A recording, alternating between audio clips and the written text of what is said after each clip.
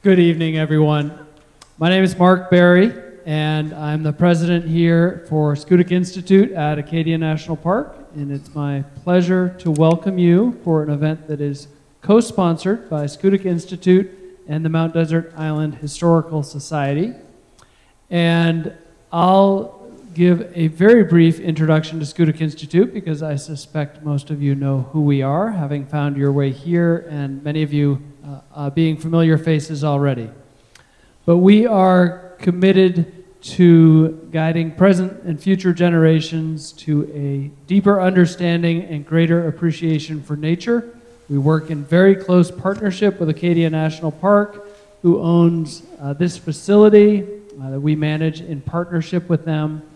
And much of our work is done through the lens of citizen science. It ranges from education to research facilitation across a wide scope of projects, often connected to Acadia's priorities of understanding and responding to rapid environmental change.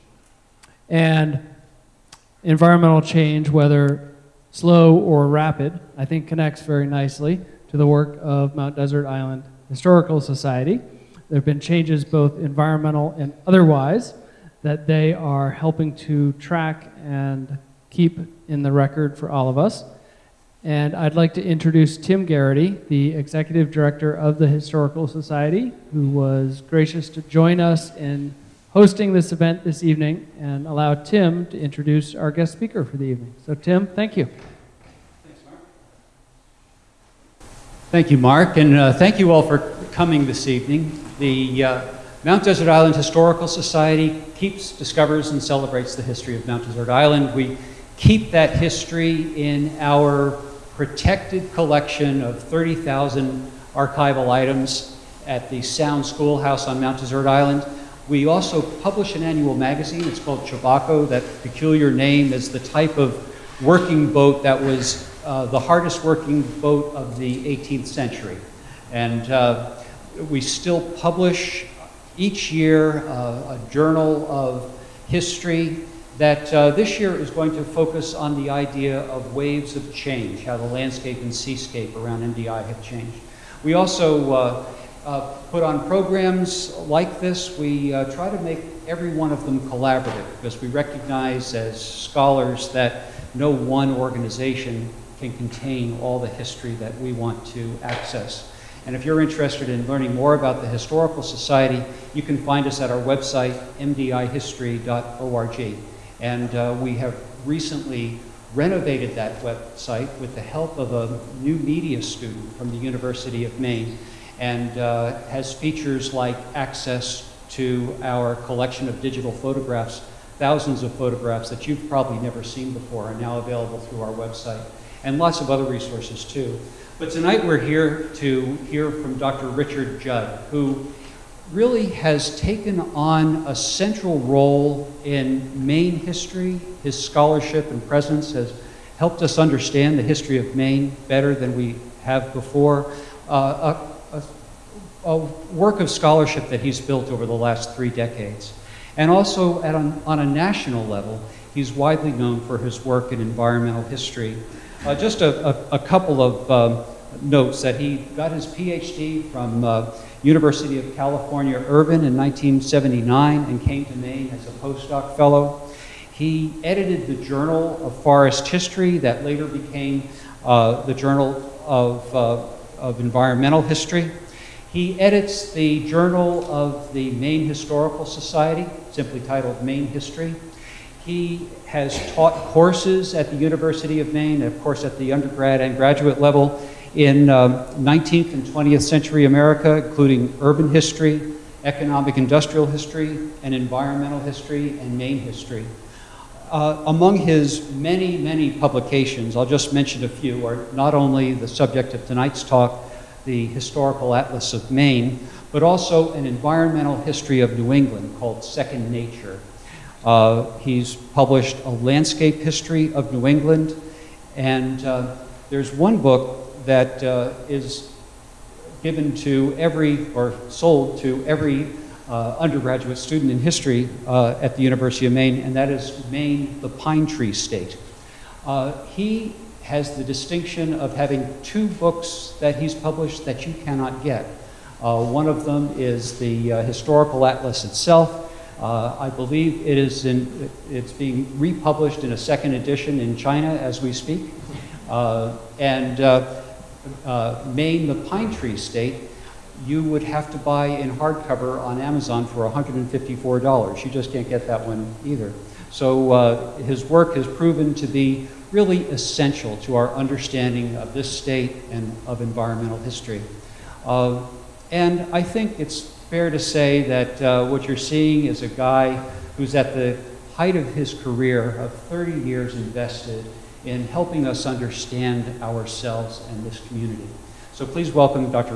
Richard Judd.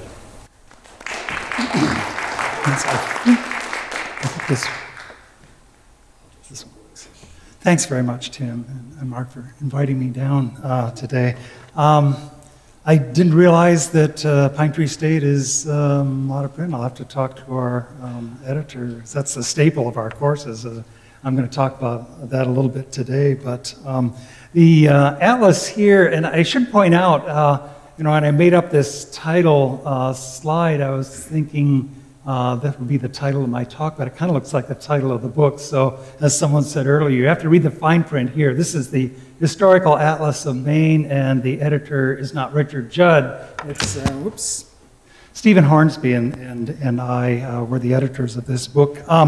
We did a print run of around 3,000 copies last October, November, thinking that that would pretty much saturate the market. We sold that out in about 2 weeks. It was on the bookstalls about 3 weeks before Christmas, and that was just perfect timing. So I'm sorry to say at the very moment you can't get a copy of that. I have one that's, I think, circulating around right now, and I have this one. If you'd like to come up and look at it after the presentation, you're certainly welcome to do that. And we will have new copies. They're on a slow boat from China, literally, on their way right now, and they should be here in early May, I think. So you should be able to see them in the bookstores coming up fairly soon, at any rate.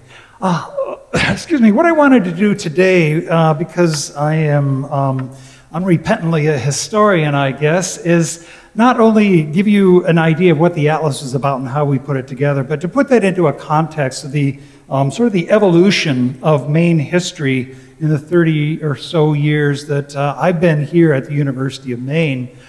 Just to show you the kinds of resources that we had available to us when we began putting this atlas together some 15 years ago, when we started out on this project around 15 years ago.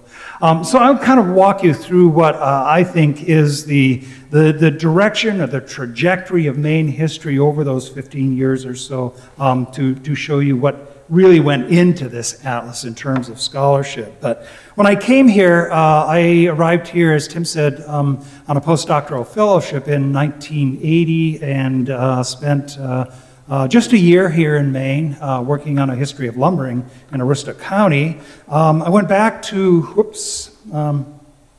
went back to California at that point and went to work editing the Journal of Forest History. And 4 years later, came back to Maine. My job description was, in part, to teach Maine history. Well, that was a kind of a problem. At the time, we had 2 sections of Maine history at the university, 2 classes in Maine history, every single semester. Each of those classes enrolled about 100 students, so that's 400 students a year taking Maine history.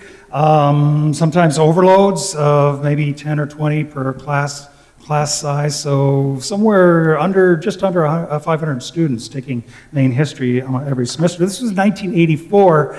The problem with that was we had absolutely no textbook to use. There was just nothing other than a middle school textbook, which wasn't very good even for middle schools at the time. That was the only thing available to teach Maine history. My colleague, Larry Allen, at that point, in a fit of desperation, charged his students, his undergraduates, with going out into the library, running through the microfilm reels of Maine newspapers and collecting articles. He had them copy these articles verbatim, bring them back to him. He put these together in kind of a typescript book, and that was the textbook for Maine history for a couple of years. About 2 years after that, David Smith and Ed Shriver, who also taught Maine history, put together this reader. This was about 1986, 1987, I think. And this is just a collection of documents. Basically, it begins with Roger's account of Weymouth's voyage to Maine, 1604, 1605, right in there, and continues up into the 1970s, I guess it was here. But again, it was just a collection of kind of random documents, no real organizing principle behind it, and certainly not something that would rivet students' attention on Maine history. So this is basically what we had to teach Maine history. My other job when I was here at the University of Maine is to edit the journal published by the Maine Historical Society and the University History Department there. At the time I took it on, it was called Maine Historical Society Quarterly. It's since become, I think, a much more professional-looking journal called Maine History today. It's a full-color cover, perfect bound. It kind of looks like an academic journal at this point. But by doing that, I think what impressed me was a kind of a renaissance in writing Maine history that came about somewhere around 1990 to 1995. We began to see articles and book reviews that were much more substantial than what we were getting prior to that time. So it's at that point that Joel Eastman down at USM, Ed Churchill, who was the chief curator at the Maine State Museum, and I decided to put together a real textbook. So we sat down together, we made up a wish list of the chapters we would like to go in this history. Then we started thinking about people who might be around either in Maine or somewhere in the nation, perhaps, who could write these chapters for us. We brought these people together in a couple of workshops, and surprisingly, they all agreed to write these chapters, and even more surprisingly, they completed those chapters on time. This is people who, in some cases, hadn't written about Maine history maybe for a decade or two. But in that sense, in the response that we got from our authors, it was just spectacular to see them do this. And in 1995, this is a new cover, but in 1995, we put together Maine, the Pine Tree State from Prehistory to the Present. So this was the first real textbook in Maine history, 1995, that was useful not only in those huge history courses, Maine history courses that we were teaching, not only at Maine, but at Southern Maine and Fort Kent and Farmington, Machias, places like that as well. So now we all had a textbook to put this together. From 1995 until about 2000, that renaissance in writing Maine history really blossomed. And so by the time we get to the new millennium, by around 2000, we had tremendous resources for doing history in this state. I just want to show you a couple of these, if you don't mind my taking a sidetrack here for a second.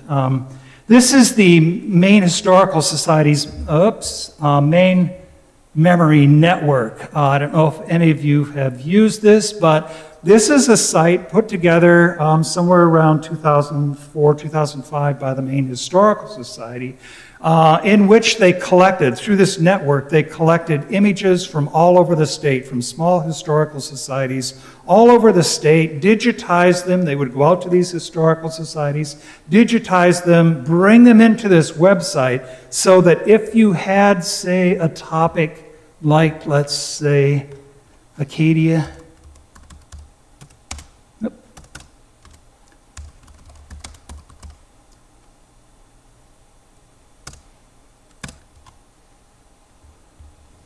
Here's Acadia National Park, and there are 194 images of the park.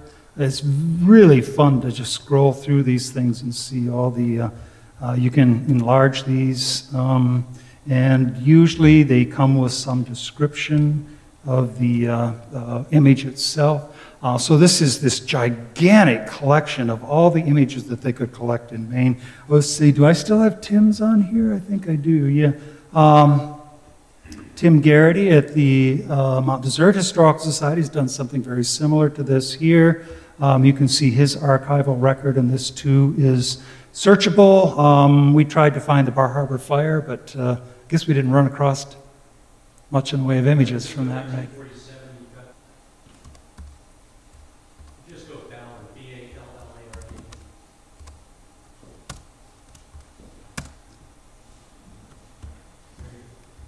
He's a photographer? Yeah, yeah. You're missing a space there, but there's dozens and dozens of wonderful pictures from the mid-20th century. So this site, Tim's site and the Maine Historical Society site were available from, Maine Historical 1990 or 2004. Yours was up. Showing up this month. So we have that Maine Memory Network down at the Maine Historical Society, a very professional organization here. At the University of Maine, we have the Maine Folklife Center, which does all sorts of projects involving oral history of older Maine people, primarily working in rural industries today. This is one of the results, one of the projects, a National Endowment for the Humanities sponsored project called Woodsmen and River Drivers. What we did is took a film that was made in 1930 by an owner of a sawmill down in Machias, and looked at that film, and then went back and found all the people that were still alive that were in that film, and actually interviewed, did oral interviews with these people that were river drivers back in 1930. So we used the original film and then would cut away to these interviews, these videotaped interviews that we have, so you could actually talk to them about what you were seeing in the 1930 film. It's a fascinating picture. I use this in my Maine history course every year. So we had that, the Folklife Center at the University of Maine. Somewhere around 2006 or 2007, I think it was, we put together a junior high and high school version of the Pine Tree State, which is available to teach Maine studies now in the schools in the University of Maine to fill the Maine Studies mandate there. This is partly the Pine Tree State, partly Amy Hassinger, who was the author, her own research on the history of Maine, written in a format that would be accessible to middle school and high school students. So we have this as well. Point I really wanted to make with this is that when we moved into the millennium, I would say we had here in Maine, between the Folklife Center, the Maine Historical Society, the University of Maine Graduate Program, University of Southern Maine's New England Studies Program. Between all these programs, I think we have, I feel very confident that we have the best documented history of the state in the nation here, with all these resources at our disposal. You will not find another state in the nation, I would say even California or New York, that has these kinds of resources available to them. Partly this is a result of all those authors I was talking about that published the articles in Maine history and contributed to these textbooks. Partly I think it's a result of just the sheer fascination with the history of this state. If you compare this, say, to, I don't know, the history of the state I grew up in, Michigan, there are maybe two facets to Michigan that you could discuss historically, one being, say, the rise of the automobile industry, well, the other being maybe the lumber industry. If you look at, say, Kansas, you've got, what, the history of wheat, something like that.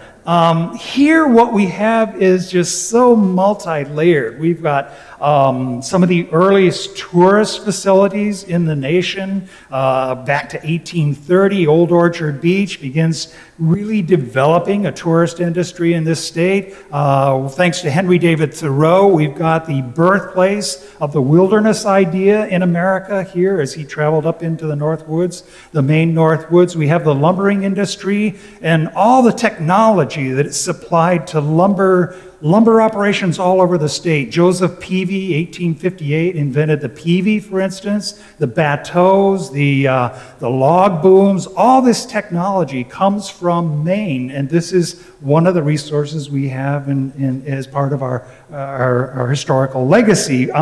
Not only that, but we have the iconic saltwater farms, the hill country farms that more or less defined ruralness for the rest of the nation. We have this huge shipbuilding industry producing some of the best wooden ships ever built in the world right here in places like Bath and Camden, some of the island communities here. We have this totally multi-dimensional history in this state that just excites people. People come from all over the country to do Maine history, and that's been a real benefit for us. So that said, that's just kind of the context for what we had to work with when we started putting together the Historical Atlas of Maine. This idea began back about 1996. It's been a 15-year, maybe even longer, 15-year or so project, and with some false starts here and there, but something that's been ongoing for about 15 years. Burton Hatlin, who came to the university sometime in the mid-90s, became chair of the English department, co-founder of the National Poetry Foundation, and interim dean of the College of Liberal Arts for a while. While he was dean, he decided that the legacy that he would like to leave, or that the University of Maine, as the state's land-grant institution, should leave for the people of Maine, was a historical atlas. So this was, again, back about 1995, 1996. He brought together a group of us, a small group, maybe about 10 or 15 people, some historians, English people, people from the English department, anthropology, set us down in a room and started us thinking about an atlas. And none of us, I would say, at that time had ever looked at an atlas very seriously. We had no idea what we were doing. And there was just kind of this wild abandon about, how you put together plates like this. Some very naive, some very innovative, I think, but impractical.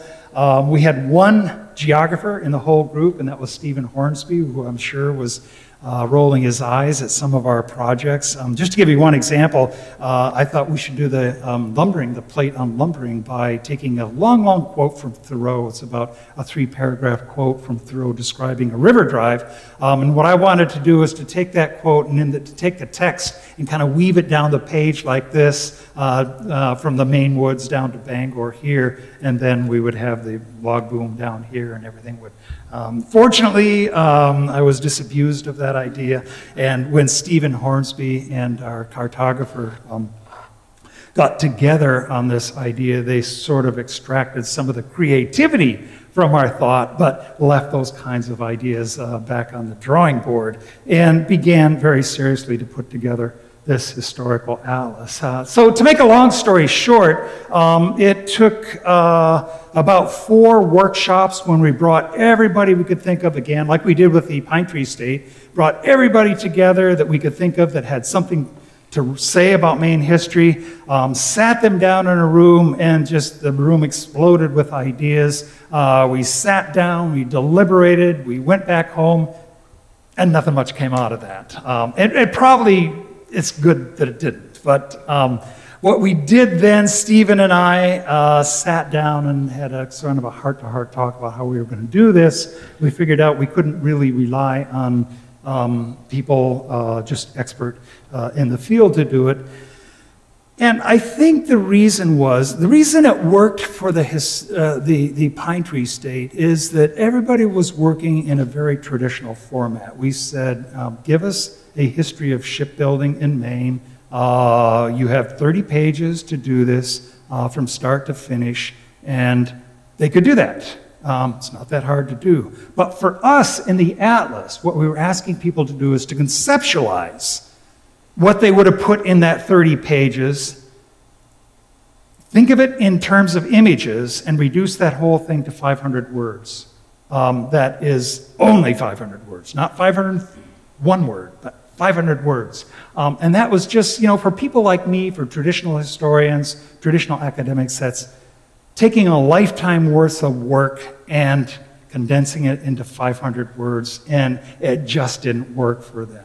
So what we did at that point is we went out to do some fundraising. We went to the National Endowment for the Humanities. We went to the Osher Foundation.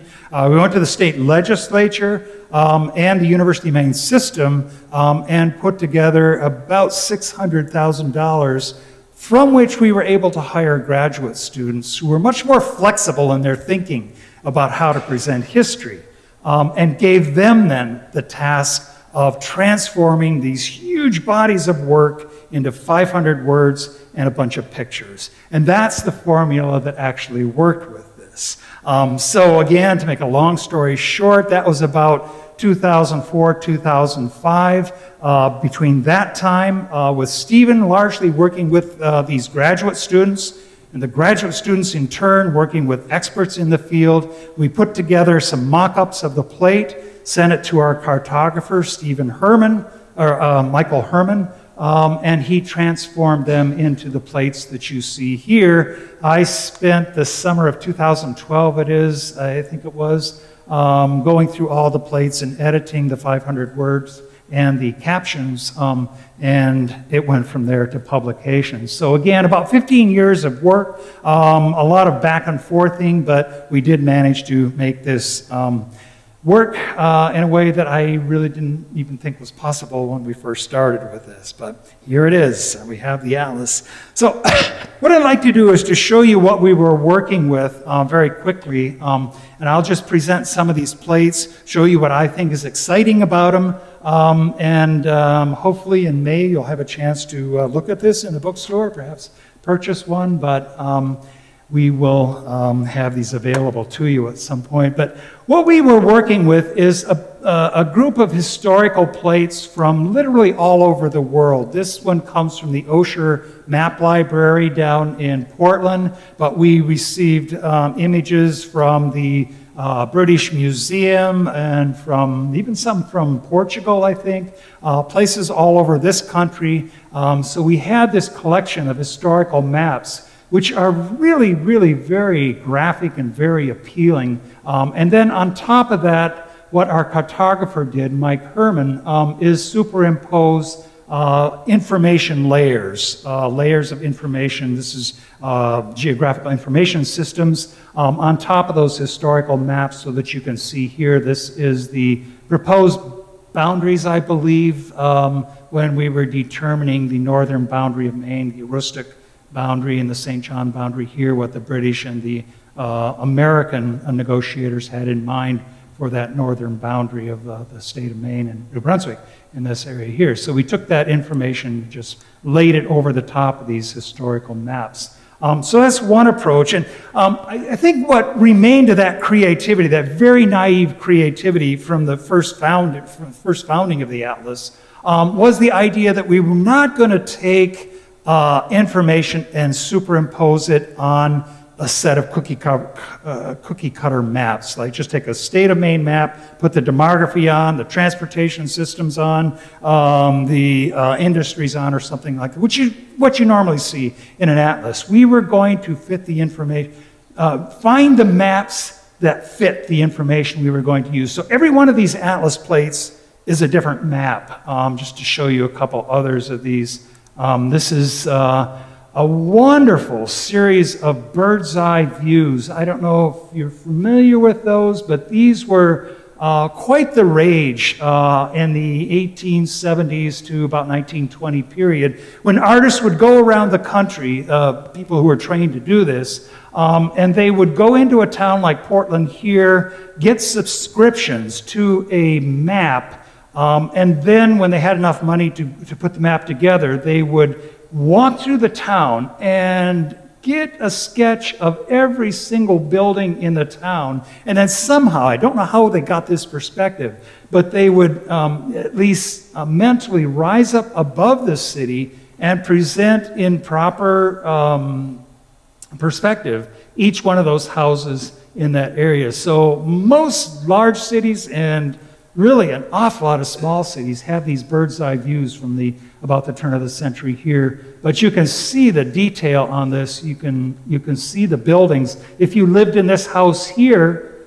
today, you could see what that house looked like and its neighborhood back in, I don't know when this map was made, but maybe 1870 or so, in these bird's eye views. So these were a very important resource for us because not only do they present a very, very compelling visual image, but there's all sorts of information that you can pull out of that. And we've used that in the atlas. This is just the cover to one section of the atlas. We've sort of deconstructed that bird's eye view in that section of the atlas, trying to figure out, well, here's the European and the Atlantic and St. Lawrence Railroad down here. These are the waterfront docks down here, the boats coming in. This is the place where Canada meets the Atlantic Ocean. This railroad right here goes up into Montreal and Quebec. It brings Canadian produce from the prairie provinces all the way over to Quebec, all the way down to Portland, and it's shipped out right here. So this is the intersection, really, of Canada and the Atlantic Ocean. Portland was an ice-free port, unlike Quebec or Montreal, so this is where they decided to bring their goods. During the winter time, at least, this is where they would ship out all that stuff coming out of Canada during those years. So you can play around with these things and just get all sorts of different perspectives. There's a huge sugar refinery. Well, I'm sorry, it's a little bit off. It might be there, but I think it's a little bit further that way. But that's really an indication of our connection with the West Indies. One of the major trading partners for Portland was the sugar islands in the West Indies. We would bring raw sugar up here, refine it and sell it, but more importantly, we turn it into rum. That rum would lubricate the trade from here to Africa. This is a major industry for Portland, and you could see, and we went a little bit further over, you could see that huge brown sugar house, Brown Company sugar house down over here. So those kinds of things, you can just look at these plates for hours, or these bird's eye views for hours to try and figure out what's going on in each one of these. We also, again, used historical maps to illustrate historical details. This is a map. Looks like it's upside down, but this is Maine upside right. We really didn't know how to present this map. We could have turned it over, and then people wouldn't say, hey, you put a map in there that's upside down, but then Maine would be upside down. So this is kind of a dilemma for us, but we finally figured that that's the way we're going to do it. Another historical map here. Parts unknown.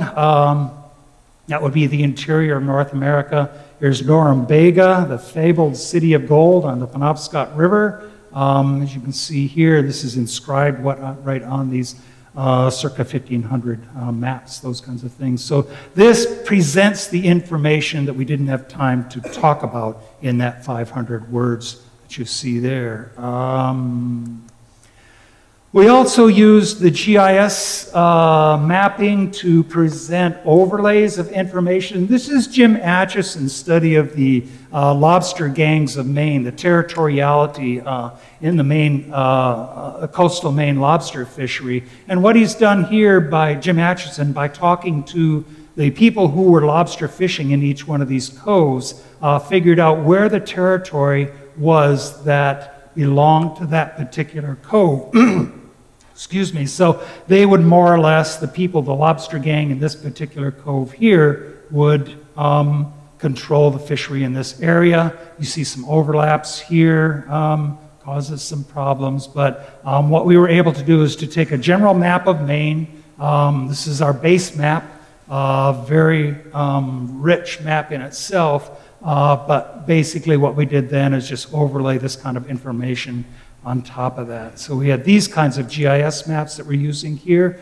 Sequential maps. This is the Native American land dispossession. What you see in this first map here, where it says land open for settlement, this is the lower Penobscot River here, about to Treats Falls, or the falls at Bangor there. This is the area during, well, we were still part of British North America. This was the area that was actually open to us by treaty for the settlement, the white settlement in this area.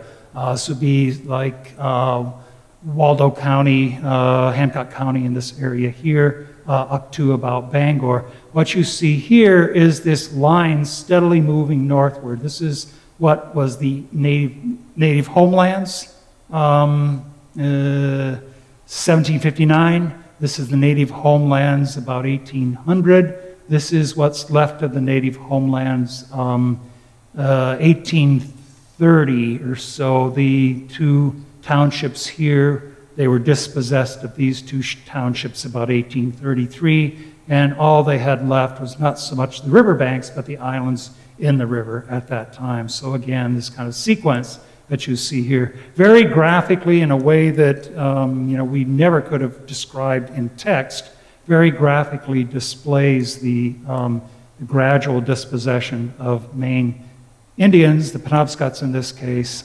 to a series of islands on the Penobscot River itself, and the Old Town Island, the reservation itself, right down here. So those kinds of sequential maps we see here.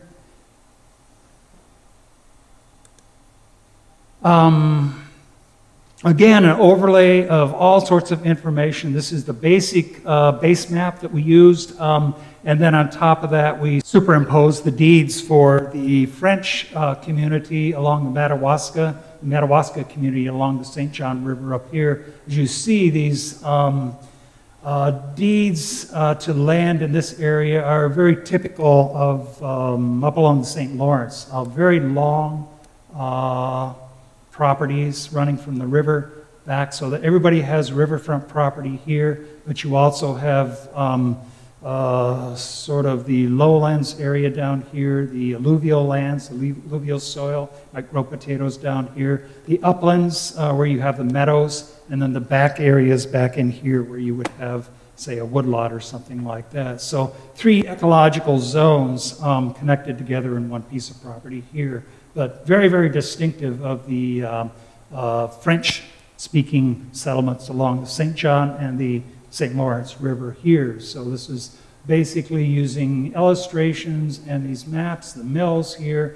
and in this 500 words here in a very tidy way, Beatrice Craig was able to summarize what's going on in this image right here. So you read this very quickly, it takes you 2 minutes, and then you spend an hour looking at the images that really tell the tale of Madawaska settlement in this area here. And then what I call just our fun maps. This is a tourist map of Maine from around 1920 or so. You can see so much going on there. Again, you could look at this map for an hour or so and not see all the detail in here. This is some artist's image of what Maine was all about circa 1920 or so. Canoeing, paper mills, sculling, and I don't know what that guy's doing. Fishing? Logging, yeah, right, okay, logging. Bathing down here. Just, again, what's going on in the mind of the artist is really interesting here. These are all highway maps. 1947, 1950, 1953. You can see the evolution of Maine's highway system, largely driven by the tourist industry, these big trunk roads that run from Kittery up to Portland and then on up to Bangor and to Fort Kent, largely to convey tourists as much as anything else. So again, the image of Maine from the mid-1940s on up to the 1970s or so here. Changing image of Maine. So again, a lot to convey in images, not so much in text. This is a plate that I did, and it's really one of my favorites in the Atlas. About 6 or 7 years ago, I was working on a project to map out the what was called the Thoreau Route Wabanaki Trail.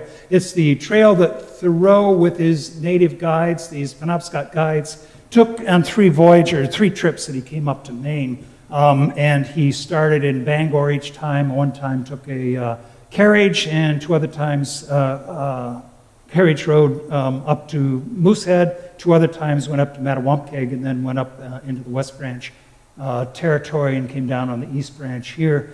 So we worked on that map, and what I did was basically we mapped out the 3 routes, and then on the back of this map, I kind of dragged the reader through the whole history of his 3 trips. What Mike Hermann did on this map is sort of combine those two, to layer those 2 things, so that you not only see the route itself, but in a sense, you can stop along the way with the row, and whenever there's a focal point here, Mike Hermann added in some text, which is Thoreau's actual description.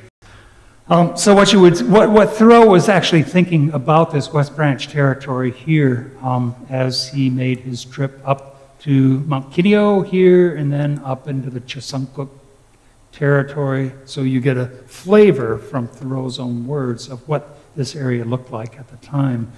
So here's his, on 2 of his trips he had native guides, the Penobscot guides. This is Joe Addian here and Joe Polis here. A few images of the trip that he made, or at least made by a subsequent traveler in the same area.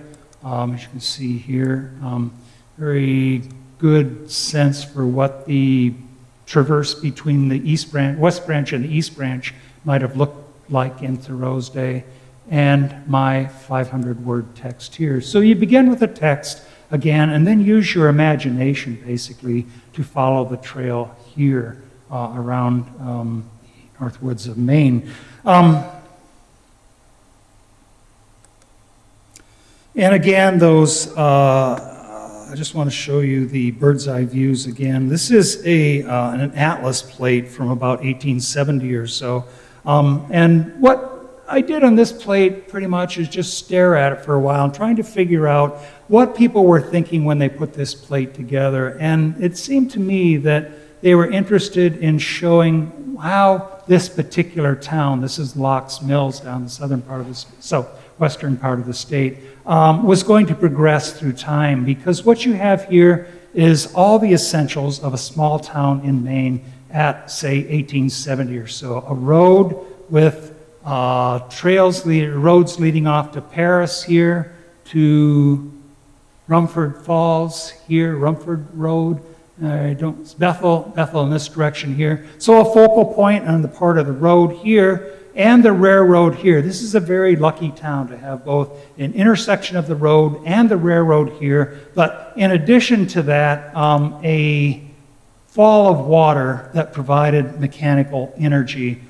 for building what looks like maybe a woodworking mill, spool mill here, maybe a woolen mill here, foundry down here. But each of these places here where there's a bump in the river, that's a dam and a mill pond here. So this town really has the ingredients, what they thought it would take to grow in the 19th century. Water power, transportation, and a intersection running off in different directions to other towns in the area. So this was kind of an important map to me, just to show how towns did thrive and what they thought was going to get them through the 19th century. This is Orono, and I thought this particular atlas map, it's an old atlas again, 1855 in this case, was not only the town, which is a thriving community with some huge lumber mills in Orono, the Orono mills here. This is the Stillwater River coming into the Orono with mills here, a dam here, mills down here across this dam, mills in this area here. This is what made Orono work in that period. But you see that pride in place in what the cartouches are along the side of the map itself. Here, this house here. Obviously, house of a very prominent citizen, but it's displaying all the culture that Orono had at that particular time. This is the refinement based on those minimal economic requirements, the refinement that you get in a map like that. And just very quickly, this is again another one. This is Gardner. another one of those bird's eye views. I just stood and stared at this for maybe an hour trying to figure out what the mood of the time was, what people were excited about, what they felt was their progress. You see the ships coming up here, whole string of mills here, pretty much cleared land, and then off in the hills, the forest. But all of this is a sign of progress. Cleared land, a sign of progress. And then over here, cleared land, but also some ornamental trees in the town itself, which again is that sense of refinement, culture, civilization here in the wilds of Maine, coming back again. So in essence, that's what I think we were able to pack into that book. And what was exciting for me, well, two things were exciting for me. And the first is to be able to work with people from so many different disciplines: ethnohistorians, economic historians, archaeologists, geologists, bringing all those perspectives together in about 11,000 years of Maine history was just something I'd never done before, and was a really exciting experience. And the other thing is learning, for me kind of late in the game, but learning that you don't have to drag people through history. What they really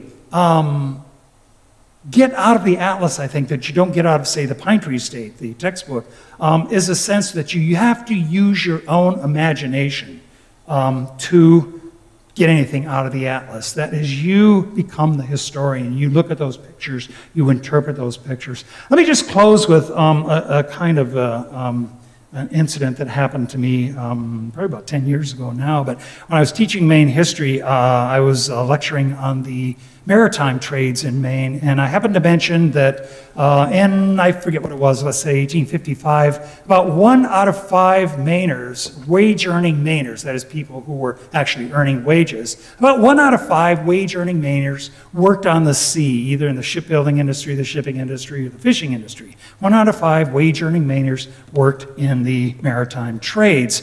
And on the exam, a week or so later, one of the students, one of the undergraduates, wrote that 1 out of 5 gambling Mainers worked on the sea. And it took me a few minutes, to figure out, okay, what's that mean? Wage earning, wagering, gambling. Okay, so that's what she's meaning. Which, meant that next time I tried to explain how important the maritime trades were, I was going to use a different example. But it really caused me to think about the way students learned history in this very mechanical way. They just accepted what you said, or accepted what they read in a book as the truth. I mean, it seemed to me that if a person was using imagination, historical imagination, thinking about what I was saying perhaps in a way that used imagination, she might have raised her hand and said, well, why are all those gambling peoples working in the maritime trades, or something like that. But it's just that kind of mechanical acceptance. And I think what's different about the atlas is we give you that 500 words, and then you use your imagination, which I don't think people do enough in learning history. Use your imagination to create the history for yourself. And for me, that was a real breakthrough. As I say, it's a little late in my career to be learning that, but I've kind of rethought the way I teach history. And next time I teach Maine history, I'll be using this, and hopefully we'll have some more imaginative history students taking it. Anyway, I hope at some point when you're able to look through the atlas and perhaps even purchase it, you'll find a little bit of yourself in there, one way or another, and it'll help you too to begin to think about history in more imaginative ways. Thank you.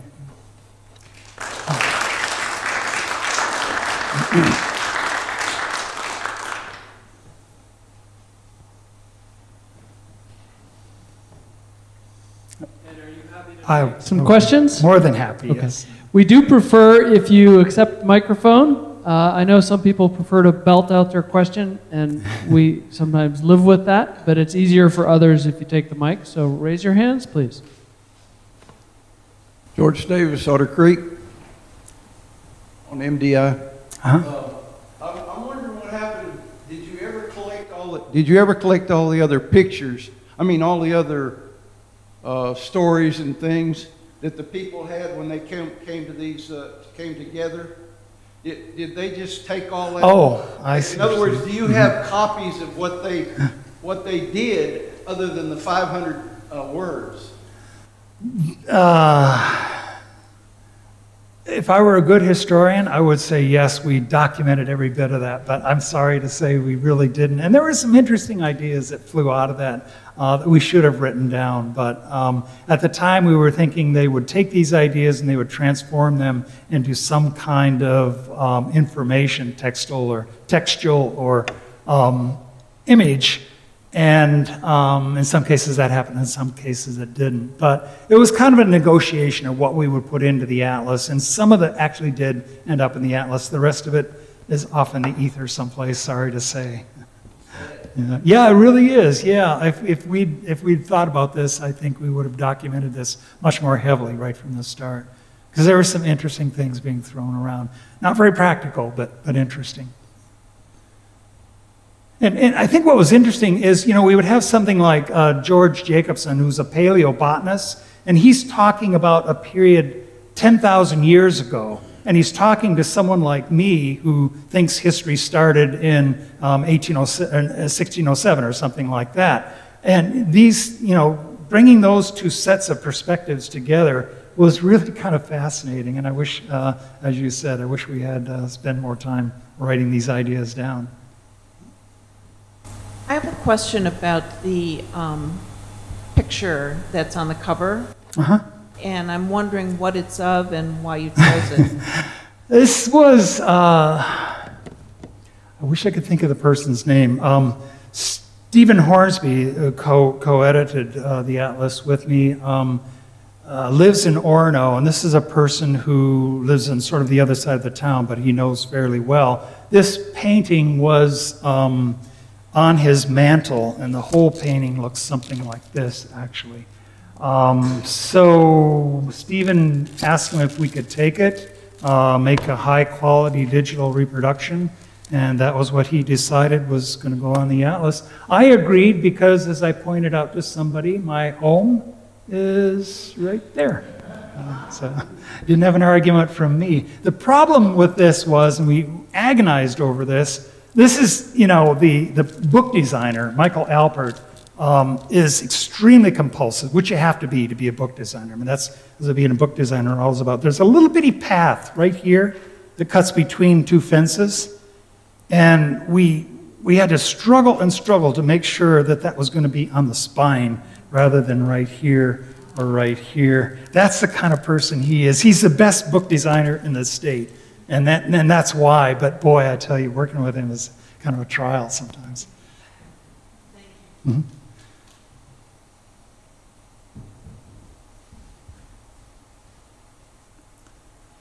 I'm wondering if there are any, I guess, layers or subjects that you know, that it was debatable if you should include them, or if were there any subjects that you left out and you wish that you had included in the atlas? And plenty, yeah.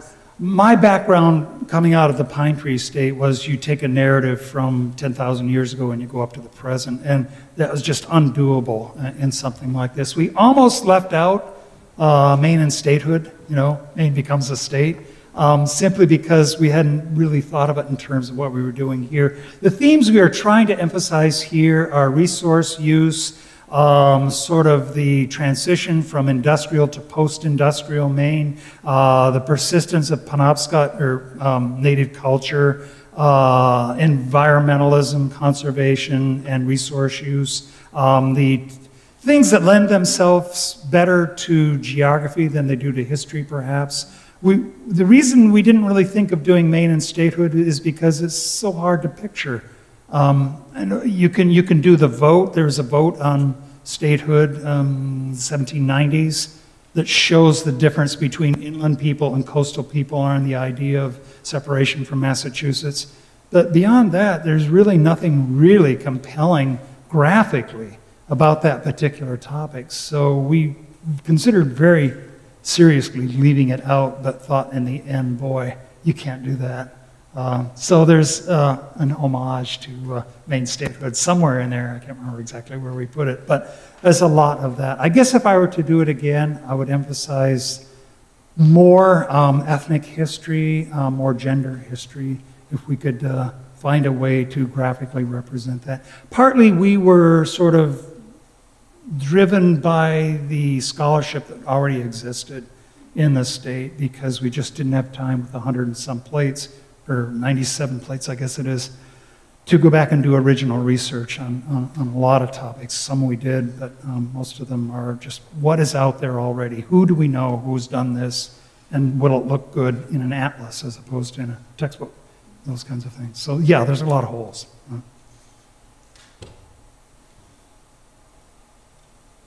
Anybody else?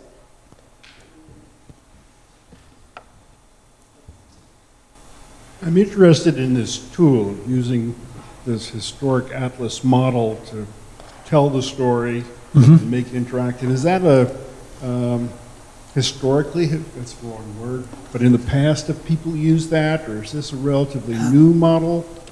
You mean an atlas itself, historical atlas? Well, yeah, this type of concept to get the point across. The National Geographic Society has done one, which is, you know, they have unlimited resources, so it's a little bit more elaborate than ours. The Canadian government sponsored one, which took 20 years rather than 15 years to produce, and it is very elaborate. It's a historical atlas. Massachusetts has one. I think that's about it. There may be some others, but what you normally see in an atlas is a historical section, might have a few maps, you know, old maps and stuff like that. Then, as I said, they have this cookie cutter shape of Iowa in which they superimpose demography and railroads and cornfields and those kinds of things. So it's sort of mixed in with the geography, geographical elements of the state. So not a lot of precedent for this, actually. And what really is unprecedented is the GIS mapping. That is the overlays of information that you put on a base map here. I think this might be the first, I know it's the first state historical atlas that's done that. So we kind of set a trend there. Geographic information systems. That's where you take a map and then you put one layer of information on it here, railroads, for instance. Then on top of that, you might put industries that were brought in by the railroad. And then on top of that, the demography of French Canadians coming down, Irish coming up into that. So you have this multi-layered information on the single map, something like that. Yep. So why study history? Why?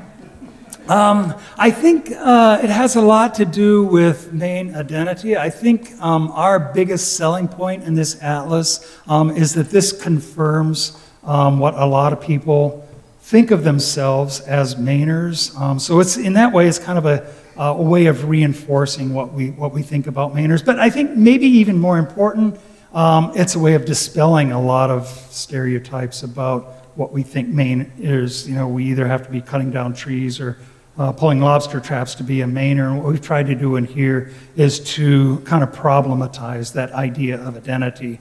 You know, Franco-Americans who don't even speak English can be Mainers, or African-Americans or something like that. So it's a way of confirming and maybe refining a sense of identity for Maine people. And I think this does it better than any kind of written text could.